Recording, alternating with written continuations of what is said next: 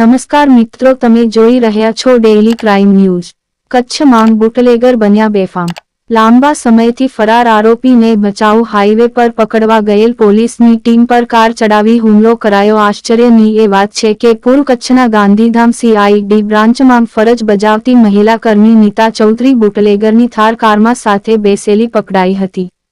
પકડાઈ જવાના ડરથી મહિલા પોલીસ કર્મી અને બુટલેગરે પોતાની કાર સ્થાનિક પોલીસ પર ચડવાની અને પોલીસ પર હુમલો કરવાની કોશિશ કરી હતી। મહિલા પોલીસ કર્મી સાથે ઝડપાયેલ મોટી ચીરીના યુવરાજસિંહ રાજેન્દ્રસિંહ જાડેજા બુટલેગર પર વધુ ગુનાઓ દાખલ થયેલ છે। ગાંધીધામ SP કચેરી ખાતે પૂર્વ કચ્છ SP સાગર બાગમાર સાહેબે મીડિયા સમક્ષ માહિતી આપી હતી। રિપોર્ટ બાય ધીરજભાઈ મહેશ્વરી સાથે ઇમરાન અવાડિયા, ગાંધીધામ, કચ્છ। ગઈકાલે સાંજના સમયમાં LCBની ટીમને એક બાતમી મળેલ કે જે ભચાઉ પોલીસ સ્ટેશનમાં જે અલગ અલગ જે પ્રોહિબિશનના ગુના જેને વિરુદ્ધ નોંધાયેલા છે એવા યુવરાજસિંહ જાડેજા વિરુદ્ધ જે છે એમની જે કન્ટિન્યુઅસલી ટ્રેકિંગ ચાલતી હતી એમને પકડવા માટે,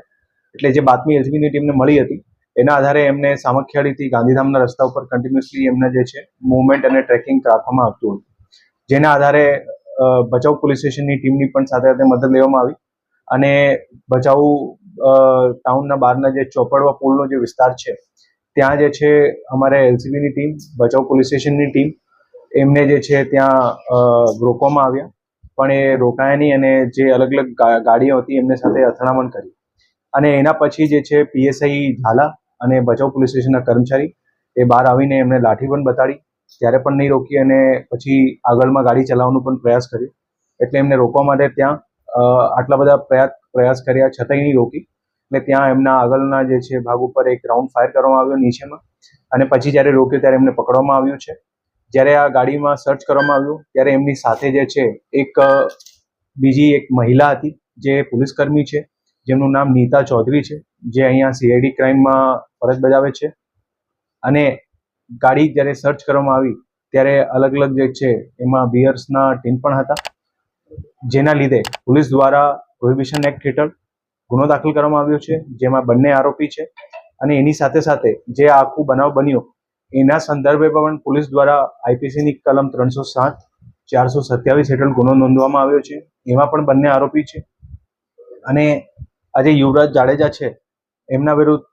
પ્રોહિબિશનના ઘણા બધા ગુના દાખલ થયેલા છે અને લગભગ 6 જેટલા ગુનામાં વોન્ટેડ પણ હતું, એટલે આની પણ પ્રોસેસ અને પ્રક્રિયા પોલીસ દ્વારા કરવામાં આવશે અને કાયદેસરની તપાસ કરવામાં આવશે। અત્યારે આ જે બનાવ બન્યો છે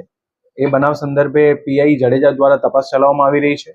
અને આગળમાં એમની રિમાન્ડની પ્રોસિજર અને કાયદેસરની જે કોઈ વસ્તુ હશે એ પ્રમાણે એમાં તપાસ ચલાવવામાં આવશે। પોલીસ દ્વારા બધા લોકોને અપીલ છે કે આ લોકો વિરુદ્ધ અગર કોઈની કોઈ ફરિયાદ હોય, કોઈ એના ભોગ બનેલા હોય અને કોઈને ધાકધમકી આપેલી હોય તો એ લોકો નિશ્ચિતપણે ફરિયાદ કરે, પોલીસે એ લોકો વિરુદ્ધ જે છે તાત્કાલિક ફરિયાદ દાખલ કરશે। પૂર્વ કચ્છ પોલીસ દળની આ કોન્સ્ટેબલ છે, તો એના સામે કોઈ ખાતાકીય પગલાં? એ CID ક્રાઇમમાં ફરજ બજાવે છે, એટલે આ અમારી જિલ્લા યુનિટ હેઠળ નથી।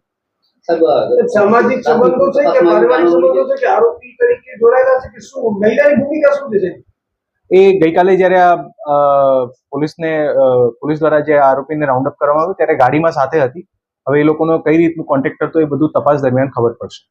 સાહેબ, બંને વિધેલા હતા એવી વાત આવી હતી? નહીં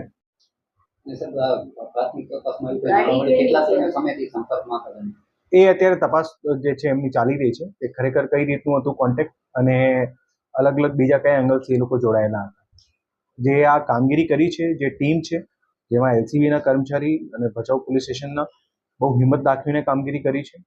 અને આના માટે જે છે એ લોકોને પ્રશંસા પત્ર પણ આપવામાં આવશે। એ અત્યારે તપાસ ચાલી રહી છે કે જે થાર ગાડી ખરેખર જે આમાં વ્હીકલ છે, આ એક થાર ગાડી છે વ્હાઇટ કલરની, આ આખા બનાવમાં એ લોકો ઉપયોગ કરી છે, એટલે કોના નામની હતી, શું છે, કઈ રીતે એ લોકો લીધી, એ બધી અત્યારે તપાસ ચાલી રહી છે।